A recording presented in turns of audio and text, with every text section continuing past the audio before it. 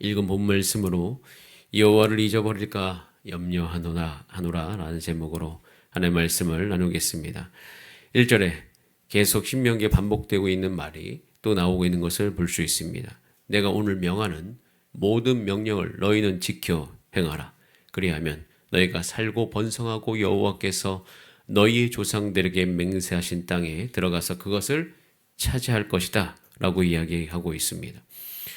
하나님께서 우리에게 따르라고 하신 모든 명령은 주신 땅에서 하나님의 말씀을 말씀하신 대로 성취하기 위함입니다. 지금 제가 말씀드렸던 이 문장 꼭 기억하시기를 바랍니다. 하나님께서 말씀하신 것은 결국 우리가 우리의 삶을 통해서 하나님의 뜻을 이루기 위함인 것입니다. 그래서 하나님의 말씀을 잘 청종하고 순종해 가는 모든 것은 저와 여러분의 삶에 잘 되는 것과 아주 중요한 연결이 있습니다. 여러분의 개인이 잘 되는 것과 연결되어 있고요. 여러분의 가정이 잘 되는 것도 연결이 되어 있을 뿐만 아니라 여러분의 기업과 여러분의 직장과 매우 긴밀하게 연결되어 있음을 기억하시길 바랍니다. 이것이 연결되어 있다고 신명기에서 계속 이야기하는 거예요. 분리되어 있지 않습니다. 우리가 하나님의 말씀을 청종하는 것과 우리의 삶의 모든 일상이 잘 되는 것은 반드시 연결되어 있습니다. 그런데 세상에 나가면 헷갈리죠. 연결이 안 돼 있는 것 같죠. 여러분, 이것이 이스라엘 백성이 가나안 땅에 들어가서 겪었던 모든 영적 전쟁입니다. 가나안 땅에 들어가 보니까 연결이 안 돼 있는 것 같아요.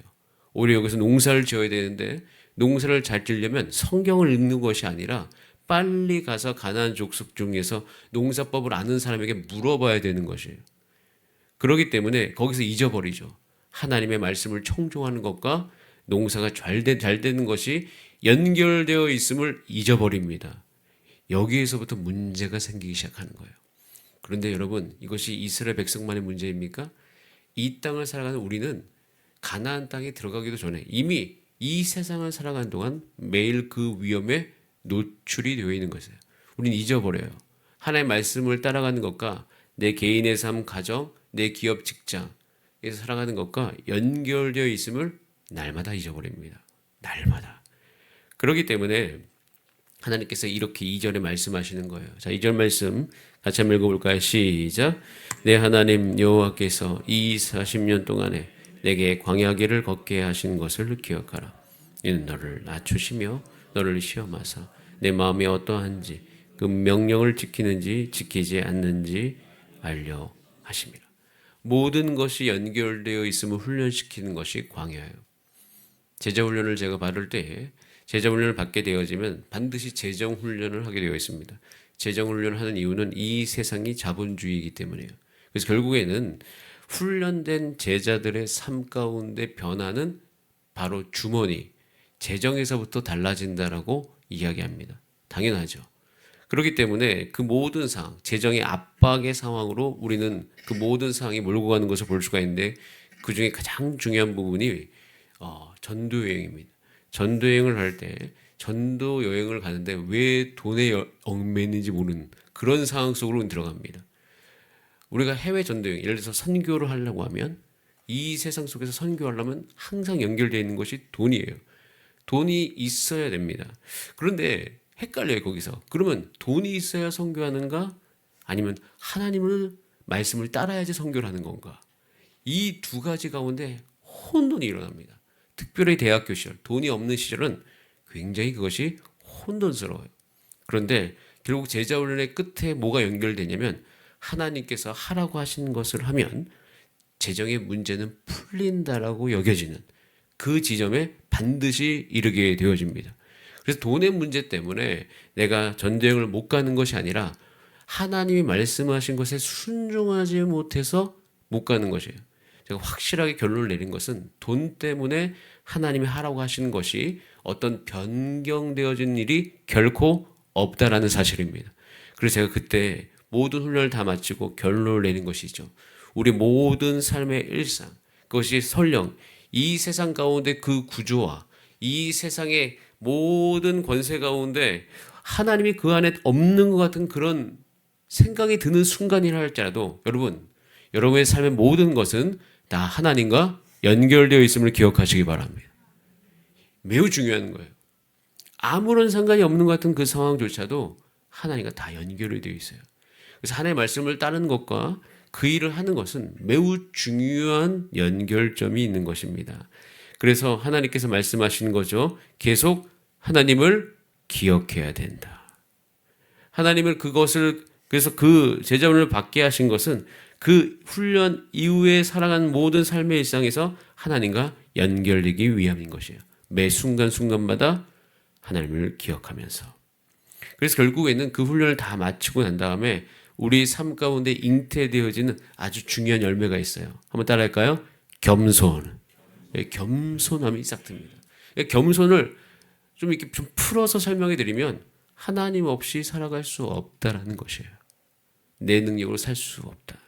하나님이 필요하다. 이게 겸손의 정의입니다.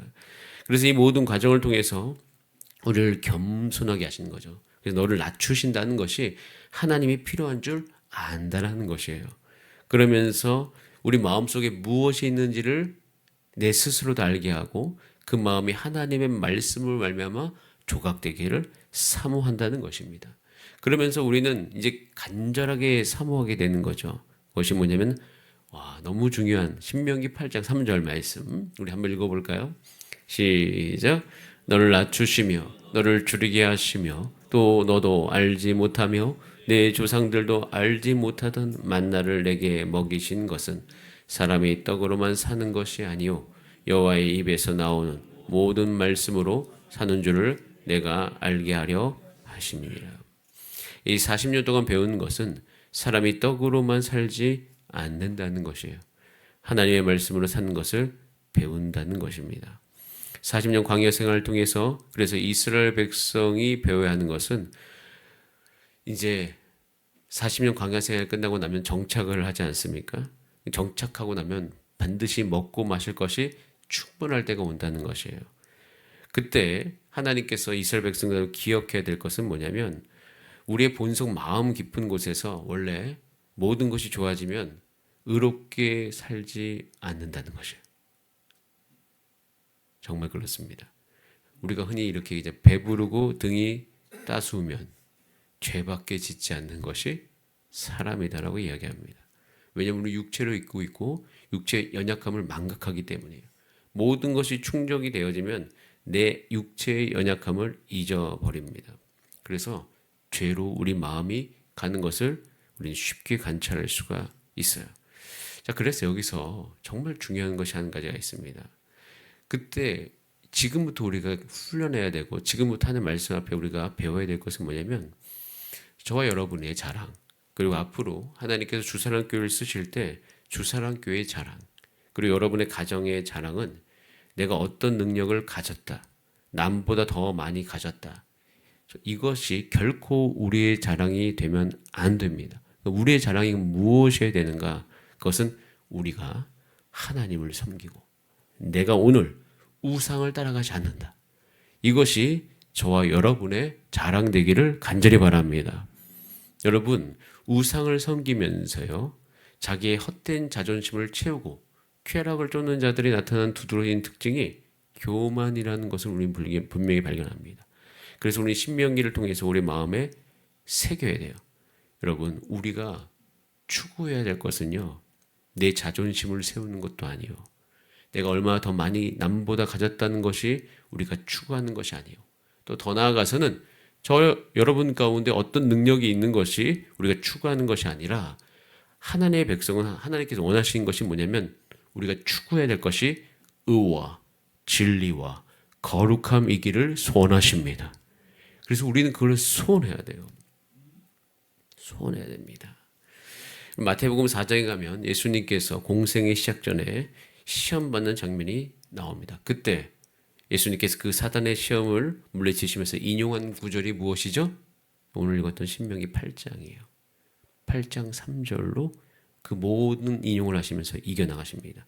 그런 가운데서 사단이 했던 핵심적인 그 모든 그 시험의 중요한 부분은 너가 왕이 되라는 거예요.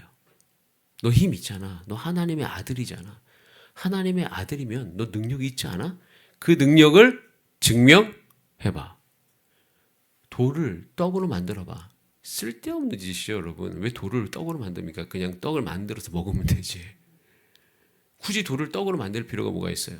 빨리 그것을 중단하고 금식을 중단하고 가서 있는 떡을 먹으면 되는데 쓸데없는 짓 하라고 하는 거예요. 왜 그런 유혹이 우리 가운데 달콤하게 들리죠?